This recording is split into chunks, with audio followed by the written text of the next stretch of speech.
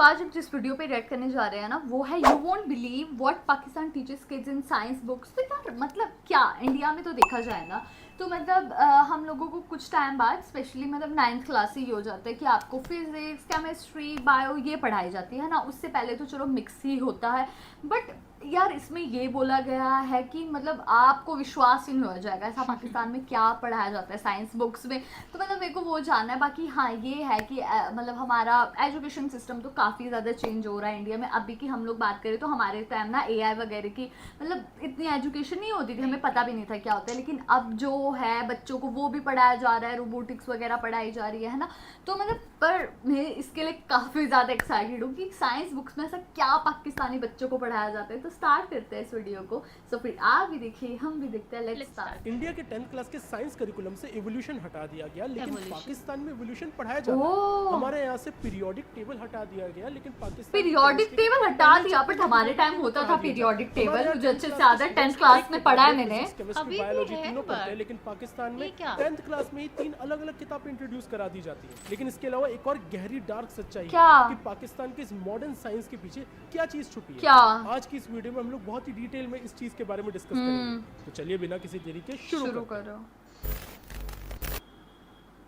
दोस्तों इस वीडियो को स्टार्ट करने से पहले ये बताना मेरा ज़रूरी है कि मैं जो भी इन्फॉर्मेशन इस वीडियो में देने वाला हूँ उन सब के सोर्सेज मैं हमेशा नीचे डिस्क्रिप्शन में दे देता हूँ। अच्छा। मुझे इसलिए बताना पड़ रहा है इस बार पहले, क्योंकि जब भी मैं ऐसी वीडियोस बनाता हूँ तो मुझे हमेशा लोग सोर्सेज मांगते हैं, जबकि मैं वीडियो में कहीं ना कहीं ये बता देता हूँ कि सोर्सेज आपको डिस्क्रिप्शन में मिल जाएंगे। आप मेरी सारी बातों को, मेरे सारे सोर्सेज को वहाँ से फैक्ट चेक कर सकते हैं। अपनी वीडियो में मैं हमेशा ट्राई करता हूँ कि जितना हो सके मैं ट्रांसपेरेंट रहूँ और अनबायस्ड ओपिनियंस दूं। अब दोस्तों बात कर लेते हैं 10th क्लास के करिकुलम के बारे में।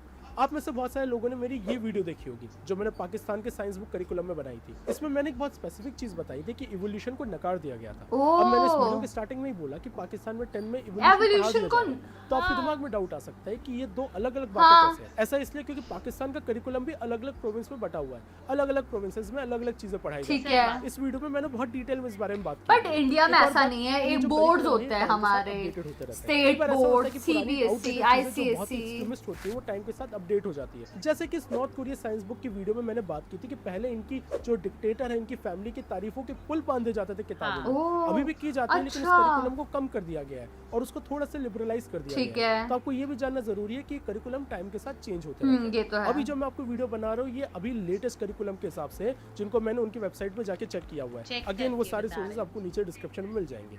अब दोस्तों हम लोग साइंस के बारे में बात करते हैं तो उसमें 3 सब्जेक्ट आ जाते हैं, केमिस्ट्री, बायो, फिजिक्स। मैं खुद एमएससी फिजिक्स बैकग्राउंड से हूँ और मैंने ये सारी चीजें पढ़ी है, काफी डिटेल में पढ़ी है, बहुत सारे स्टूडेंट्स को पढ़ाया भी है। तो मैं उस पर्सपेक्टिव से देखता हूँ एज अ स्टूडेंट और एज अ टीचर कि में क्या चीज होनी चाहिए, क्या नहीं होनी चाहिए। अब इस कंपैरिजन को भी हम लोग 2 स्टूडेंट की तरह देखेंगे।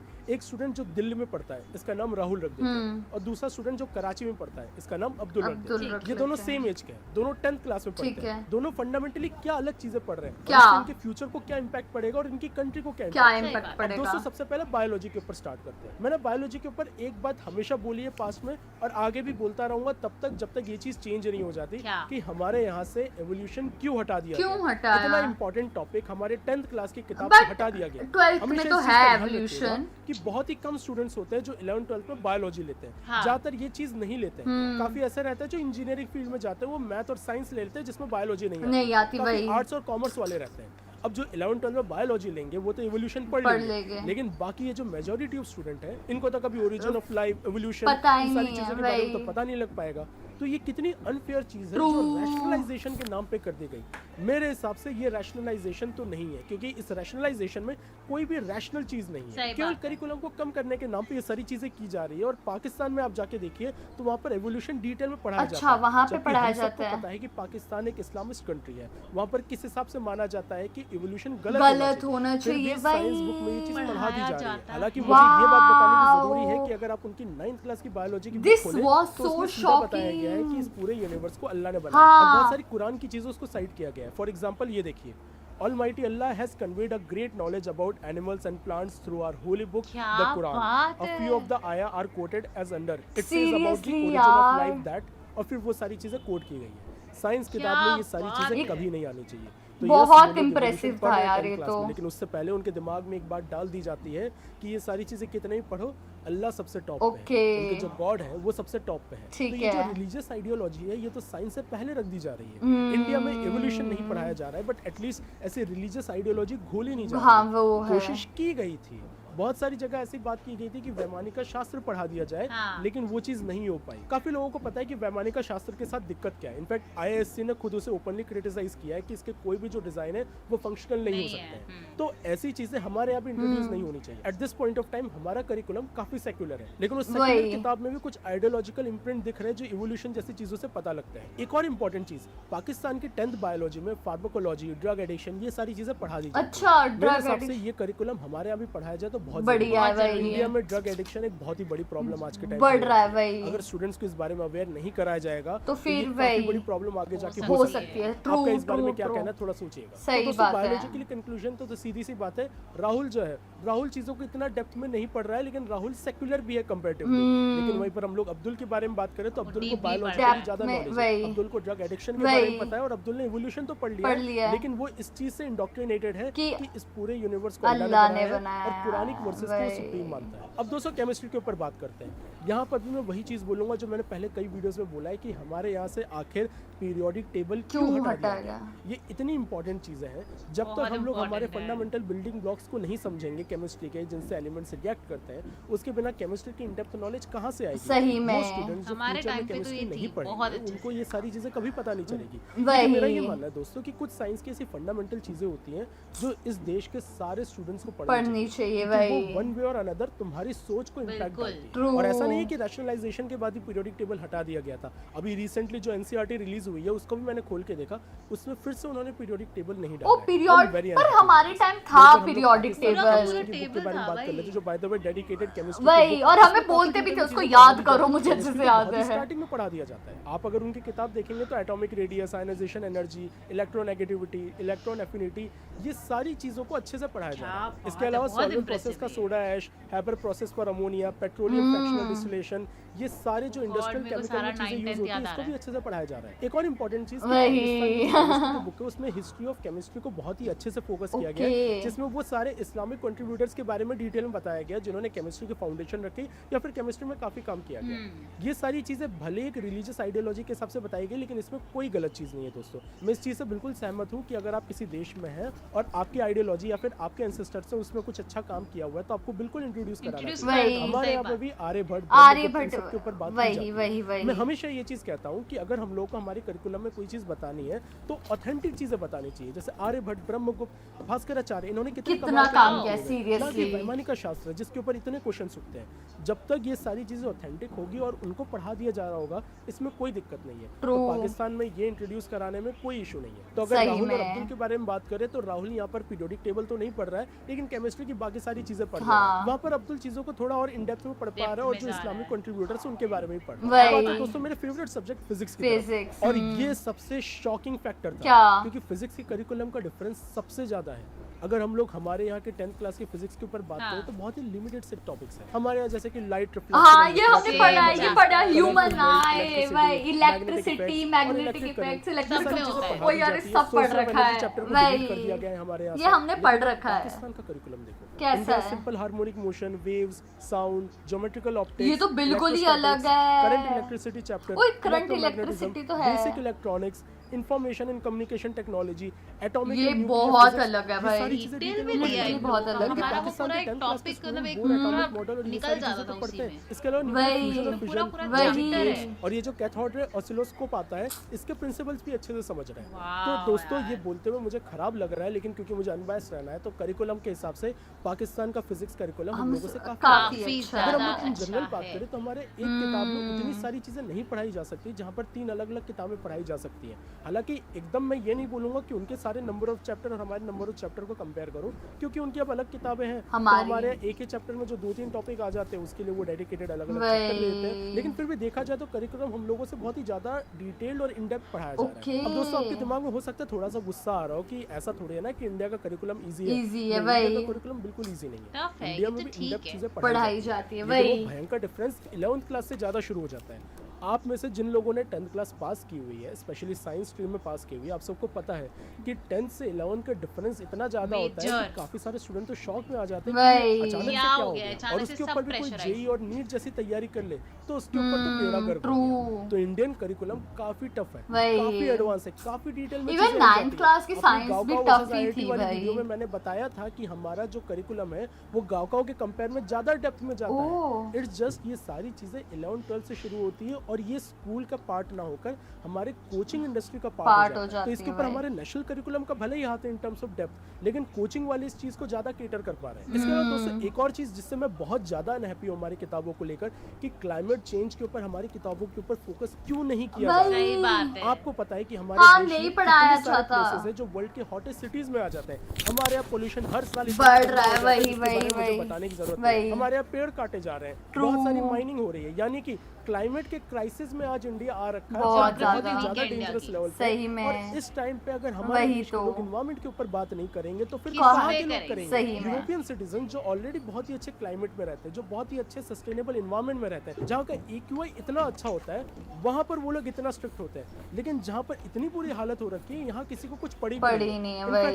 एनवायरमेंट वाली चीजों को कोई सीरियसली लेता भी नहीं है। अगर आप थोड़ा लोगों को ज्ञान दे दो एनवायरमेंट के बारे में तो फिर वही सही में लोगों को समझ में नहीं आ रहा है कि ये हमारी लाइफ को अफेक्ट करता है, हमारी फ्यूचर लाइफ को अफेक्ट करता है। हम अपनी फैमिली और अपने फ्रेंड्स को डेंजर में डालते हैं अगर हम लोग इन सारी चीजों के ऊपर बात नहीं करते। तो क्लाइमेट चेंज के ऊपर डिटेल में ना होना इज नॉन कॉम्प्रोमाइजेबल। ये चीज तो होनी चाहिए। मेरी डिमांड है एंड आई होप ये आप सबकी भी डिमांड हो। अब दोस्तों यहाँ मैंने 3 साइंस बुक के ऊपर तो बात कर दी, लेकिन एक चीज के ऊपर बात करनी जरूरी है कि पाकिस्तान में भले ही ये सारे करिकुलम इन डेप्थ में पढ़ाए जा रहे हो, लेकिन वहाँ पर एक्सट्रीमिस्ट आइडियोलॉजी भी कहीं ना कहीं से घोटी जा रही है। अच्छा, अब ये जो मैं आपको किताब का रेफरेंस बताने वाला हूँ ये साइंस में नहीं आता है, लेकिन मैं चाहता हूँ कि मैं इस बारे में बात करूँ। वहाँ की उर्दू की किताब में बहुत ही क्लियरली स्टेट किया जाता है कि मुस्लिम और नॉन मुस्लिम कभी साथ में रह नहीं सकते। और ये चीज आज 2026 में भी हो रही है। उनकी किताबों में ये होता है। लाइन है United states commission on international religious freedom ने कोट किया है, जिसका मतलब बहुत शॉकिंग था। इवन हमारे यहाँ पे तो कास्ट सिस्टम वगैरह बिल्कुल अबंडन हो गया है। किताबों में ये सारी चीजें पढ़ा दी जा रही तो लोगों के दिमाग में तो घुस ही जाएगा। सोचिए 14-15 साल के बच्चे ही पढ़ रहे हैं और यहाँ पर तो अभी बात खत्म भी नहीं हुई है। सेंटर फॉर सोशल जस्टिस के 2025 की स्टडी में पाया गया कि 145 Pakistan text book from class 1 to 10 में देखा गया कि पाकिस्तानी स्टडीज टेक्स्ट बुक में 15% कंटेंट में हेट रेफरेंस दिया गया है, जिसमें हिंदूज को काफिर कहा गया है, क्रिश्चियन को कॉलोनियल कोलैबोरेटर पोर्ट्रे किया गया है, सिख और अहमदीज को तो हिस्ट्री से इरेज ही कर दिया गया है। और ये चीज सिर्फ उर्दू किताब के लिए नहीं है, ये सिस्टम का हिस्सा बन चुका है। पाकिस्तान की national curriculum framework explicitly mention करती है teaching of Quran and Sunnahs as key consideration for all subject including sciences. अब सोचिए कितना आयरॉनिकल हो गया है कि एक यार ये बहुत शॉकिंग था, जो ओरिजिन ऑफ स्पीसीज पढ़ रहा है, ये बहुत शॉकिंग था हमारे लिए, करने वाली आइडियोलॉजी भी पढ़ रहा है, जिससे उसे ऐसा लग रहा है कि ये सारी चीजें ठीक है, लेकिन फंडामेंटली क्या वो उस चीज को समझ पाएगा। अब दोस्तों इस चीज को डिटेल में समझने के लिए कि अब्दुल और राहुल दोनों कहाँ स्टैंड करते हैं, हम लोग इस ग्राफ का यूज करेंगे। ये ग्राफ बताता है कि चीजों की डेप्थ कितनी है और वहाँ पर सेकुलरिज्म कितनी है। तो इंडिया उस रीजन में लाइक करता है जहाँ पर करिकुलम की डेप्थ उस लेवल पे नहीं है, लेकिन सेकुलरिज्म है। तो सेकुलरिज्म के मामले में हम लोग ऊपर है। पाकिस्तान एकदम अपोजिट साइड में, पाकिस्तान की डेप्थ नॉलेज थोड़ी ज्यादा है करिकुलम में, लेकिन सेकुलरिज्म बिल्कुल भी नहीं, जैसे हेट्रेड से ड्रिवन रहते हैं, जिससे ये चीज पता लगती है कि दोनों कंट्री कितने पोलर अपोजिट हो रखे हैं। इनफैक्ट दोस्तों ये इतनी बड़ी प्रॉब्लम है कि तालिबान के काफी सारे लोगों को जब पकड़ा गया और उनसे पूछा गया कि सारी आइडियोलॉजी कहाँ से आ रही है, तो उन्होंने बोला कि किताबों से आ रही है। क्या बात है, बुक से खुद एग्री भी किया। हिटलर ने भी जूश लोगों के बारे में काफी खराब चीजें पढ़ी थी, जिसकी वजह से वो एक डिल्यूजनल वर्ल्ड में चला गया था। तो जो हम पढ़ते हैं वो हमारे ब्रेन को बहुत ज्यादा इम्पैक्ट डालता है। ये बात तो है यार। इंडिया के हिसाब से बात करें तो हमारे करिकुलम में हमें कुछ एसेंशियल चीजें ऐड करनी पड़ेंगी, चाहे वो बायोलॉजी हो, केमिस्ट्री हो या फिजिक्स हो, थोड़ी सी डेप्थ और डालनी पड़ेगी। इतना भी नहीं कि स्टूडेंट ओवर बर्डन हो जाए, लेकिन इतना कि हम लोग अच्छे लेवल पे कम्पीट कर पाए। और ये जो 10th और 11th का इतना बड़ा डिफरेंस आ जाता है, ये थोड़ा सा कम हो जाए, ताकि वो जो इतना बड़ा शॉक जो साइंस स्टूडेंट को मिलता है वो कम हो जाए। पाकिस्तान के ऊपर बात करें तो वहाँ पर ये जो एक्सट्रीमिस्ट आइडियोलॉजी उसको कम करना पड़ेगा, जो कि आई डोंट थिंक इतना पॉसिबल है, क्योंकि वो कंट्री पूरी इस फिलॉसफी पर ड्राइव करती है। ये हो पाना बहुत मुश्किल है, लेकिन मेरा काम था बताना कि दोनों देश के लिए क्या सही है और अपने क्या curriculum को गलत improve improve करने के करना लिए। हुआ। एक एक बात बोली गई ना इनकी, मुझे इतनी करेक्ट लगी है ना, और जो डिफरेंस बताया ना इनने मेजर, वो भी बहुत ही ज़्यादा सही है। और मैं बात करना चाहूँगी स्पेसिफिकली इंडिया की यार, क्योंकि देखो यहाँ पे कैसा है ना, इंडिया को ना 3 बोर्ड्स में जो डिवाइड कर दिया गया है ना, ये चीज़ मुझे सबसे गलत लगती है। क्योंकि वीडियो में जो भी बात कर रहे थे वो सीबीएसई एक बोर्ड है जो यहाँ पे उसके बारे में बात करी जा रही थी, और भी बाकी यहाँ पे बोर्ड होते हैं जैसे आईसीएसई होता है, स्टेट बोर्ड होता है। और मैं पर्सनली मैं आईसीएसई से हूँ, तो मैंने फिजिक्स, केमिस्ट्री, बायोलॉजी जैसे सब्जेक्ट 5th स्टैंडर्ड से पढ़ने स्टार्ट कर दिए गए थे, और हमको उस टाइम पे उसमें काफ़ी अच्छे से इन डेप्थ चीज़ें बताई जाती थी यार। एक एक चीज़ थी, छोटी छोटी चीज़ों, हर चीज़ की नॉलेज दी जाती थी। पर अब का करिकुलम कैसा हो चुका है ना, वो ज़्यादा मतलब अब जैसे एआई टूवर्ड्स जा रहा है, हर चीज़ की प्रैक्टिकल नॉलेज है, वो भी अपने आप में सही बात है, बट एक कहीं ना कहीं होती है ना वो टेक्स्ट बुक जो रेफरेंस नॉलेज होती है, वो तो मैंडेटरी होनी ही चाहिए। और यार मैं एज अ टीचर मैंने भी काफ़ी सारे स्टूडेंट्स को देखा है, मैं आपका करिकुलम देख भी रही हूँ। बच्चों का बहुत ज़्यादा अलग तरीके से ना ब्रेन चलने लगा है, जो चीज़ें वो बुक में पढ़ते हैं ना, वो उसको सच में एक्चुअली में एकदम सही ही मानते हैं। एंड थोड़ी बहुत ना हमारी जो हिस्ट्री है, जैसे इन्हें बोला आर्यभट्टा वगैरह है, उनके बारे में ना इंडिया को थोड़ा सा ध्यान देना चाहिए, और उन चीज़ों को भी बुक्स में इंट्रोड्यूस करना चाहिए। सीरियसली। और यार मेरे को ना सबसे ज़्यादा बुरा इस चीज़ का लगा ना पाकिस्तान का, कि मतलब वहाँ पे आप देखो कि नॉर्मली पहले ये बोला जाता है कि देख, ये सबसे अच्छी चीज़ तो मुझे ये लगी सबसे पहले कि जो वहाँ पे मतलब साइंस में एवोल्यूशन वगैरह पढ़ाया जा रहा है, क्योंकि उनको मतलब कि उन्होंने बचपन से तो यही सुना है कि अल्लाह ने ये धरती बनाई है, स्टिल उनको एवोल्यूशन पढ़ाया जा रहा है, तो ये चीज़ मुझे इसकी अच्छी लगी। लेकिन मुझे ना साथ में ये चीज़ वहाँ की बुरी लगी कि साथ में वो पढ़ा रहे, साथ में ये बोल रहे कि नहीं ये जो किताबें हैं वो तो है ही, लेकिन ऐसा कुछ भी नहीं है, साथ में ये बोल रहे कि जो है एक्चुअली अल्लाह का ही है सब कुछ। तो वो ना कहीं बच्चों में ना कन्फ्यूजन भी बहुत ज़्यादा आ जाती है कि एक्चुअल में है क्या चीज़ें, है ना। कि अगर मतलब कि साइंस में हो ना, क्योंकि मतलब इंडिया की बात करें तो मोस्टली ना बच्चे साइंस से ही बात करते हैं ना, तो वो साइंटिफिकली बोलते हैं कि ये चीज़ है वो, और हर चीज़ का ना वो रीज़न भी जानना चाहते हैं। अगर कुछ हमारा स्टीरियोटाइप है ना कि ये मत करो, अगर मतलब रात में नील्स काटना गलत है ना, तो वो उसका रीज़न पूछते क्यों गलत है, क्यों है। अब मोस्टली है ना यही हो रहा है। लेकिन अगर आप हर चीज़ रिलीजन के बेसिस पे बोल पाओगे ना, तो कहीं ना कहीं आपका किसी चीज़ के बेसिस पे आप आंसर्स भी नहीं कर पाओगे। बाकी ये है कि सिलेबस में स्पेशली फिजिक्स में तो रात दिन का फ़र्क था यार। तो गाइस यही था हमारा रिएक्शन। आप लोगों को कैसा लगा कमेंट करके ज़रूर बताइएगा। अगर अच्छा लगे तो हमारी वीडियो को लाइक करिए, शेयर करिए, कमेंट करिए और सब्सक्राइब करिए। बाय।